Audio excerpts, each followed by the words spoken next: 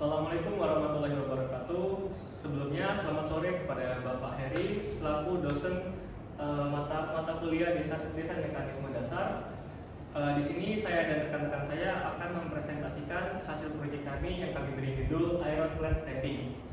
Namun sebelum itu izinkan kami memperkenalkan diri kami terlebih dahulu. Saya Atal Paka dan rekan saya. Dan saya Dana. Dan saya Glenn Christian. Oke, baiklah, tidak perlu menunggu lebih lama lagi. Mari kita mulai masuk ke pemaparan dari kami.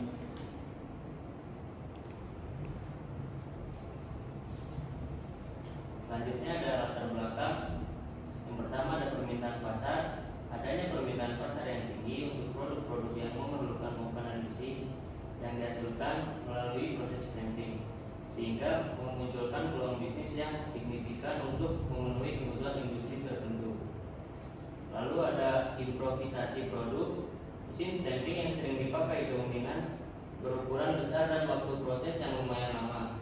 Oleh sebab itu, dibuatlah sebuah mesin stamping berukuran kecil yang memiliki performa dan kompatibilitas seperti mesin stamping pada umumnya, sehingga proses stamping menjadi lebih efisien. Selanjutnya ada rumusan masalah. Berkurangnya kualitas besi, kurangnya efisiensi waktu saat stamping, sulit saat proses stamping dalam metode getok, tidak bisa digunakan di berbagai bahan besi. Berkurangnya kualitas besi. Di luar sana masih banyak cara stamping besi yang masih menggunakan bara.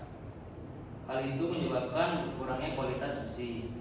Selanjutnya ada kurangnya efisiensi waktu saat stamping, yaitu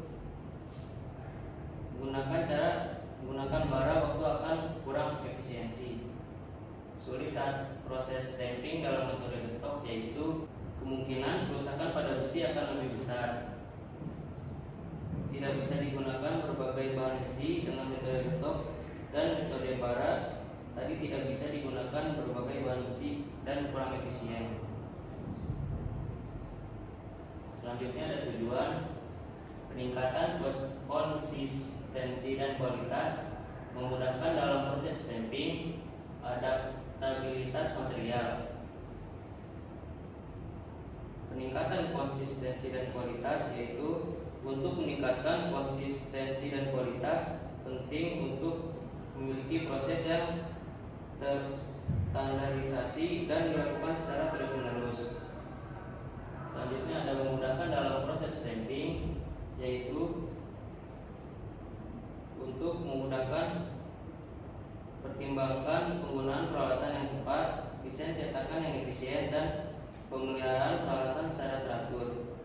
Selanjutnya ada adaptabilitas material. Adaptabilitas material yaitu merujuk pada kemampuan suatu bahan untuk beradaptasi dengan berbagai kondisi atau tuntutan. Jadi ini hasil desainnya dari tampak samping, depan dan belakang. Kemudian ada bagian-bagian partnya. Di sini ada frame. Jadi frame itu merupakan bagian dari wadah utama yang menjadi tumpuan part pada desain project. Terus kemudian yang kedua ada item holder. Item holder itu bahkan tempat untuk meletakkan besi yang akan di stamping serta dapat ditarik maju dan mundur agar mempermudah positioning besi saat hendak di stamping. Kemudian yang ketiga ada spinner. Di spinner itu merupakan komponen putar yang terhubung dengan stamper yang digerakkan oleh putar beli sehingga menyebabkan spinner dapat berputar. Kemudian ada motor dan belly holder. Itu merupakan komponen penggerak beli sekaligus tempat big belly dihubungkan. Kemudian ada big belly, merupakan part yang menghubungkan gerak putar belt dengan small belly. Next. Kemudian ada small belly. Small belly itu merupakan part yang terhubung dengan spinner. Kemudian ada slide door yang berfungsi sebagai cover yang dapat dibuka untuk melihat mekanisme yang ada di dalam mesin stamping. Kemudian ada ragam handle yang berfungsi sebagai gegam item holder agar mempermudah proses penyesuaian posisi besi pada saat proses stamping. Kemudian ada belt, dia berfungsi sebagai menghubungkan memerlukan putaran dari big belly dan small belly. Kemudian yang terakhir ada square stamper yang bagian utamanya di dalam desain project yang berfungsi sebagai stamping besi.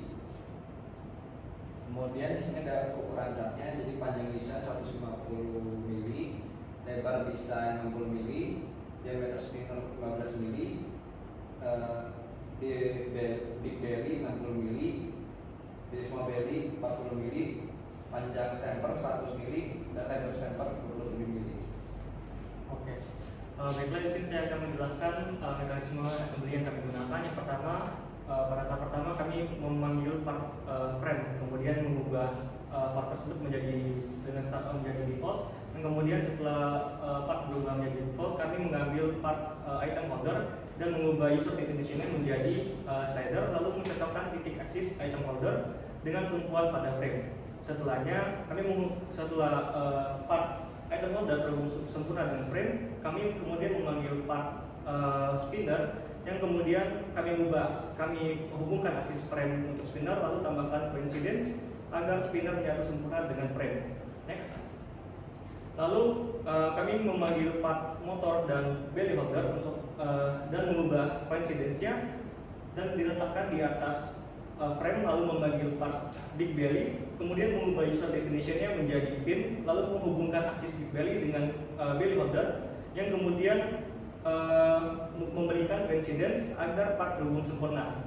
Setelah itu kami pun memanggil part small belly, yang mana proses yang sama juga dilakukan pada part small belly, di mana kami mengubah user definition-nya menjadi pin, lalu menghubungkan aksis small belly dengan spinner agar terhubung dengan sempurna. Kemudian itu kami memanggil part belly dengan menghubungkannya dengan big belly dan juga small belly. Kemudian kami menambahkan ragum holder pada item holder dengan coincidence agar item holder dapat bergerak secara maju dan mundur.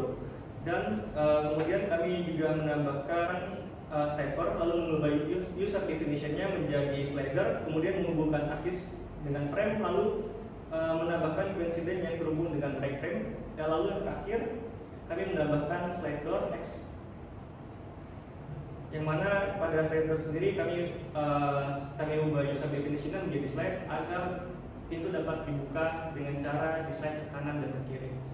Kemudian berikut adalah hasil simulasi dari proyek kami, yang mana pada saat pintu slide ditutup dapat dilihat mekanisme stamping yang mana naik turun yang difungsikan untuk memberikan cap atau logo pada plat besi.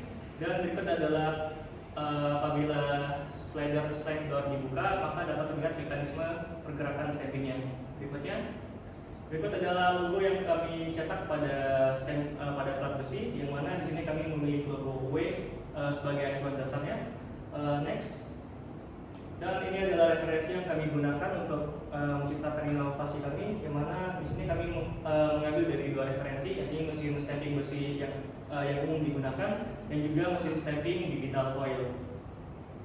Berikutnya, baiklah, untuk kesimpulan dari proyek yang kami buat adalah proyek kami yaitu mesin stamping dapat memudahkan pengguna dalam proses stamping di berbagai jenis bahan besi. Selain itu, mesin stamping ini bisa mempercepat proses produksi dan efisiensi waktu. Mesin stamping ini juga bisa melakukan proses stamping pada besi tanpa mengurangi konsistensi dan juga kualitas dari besi tersebut.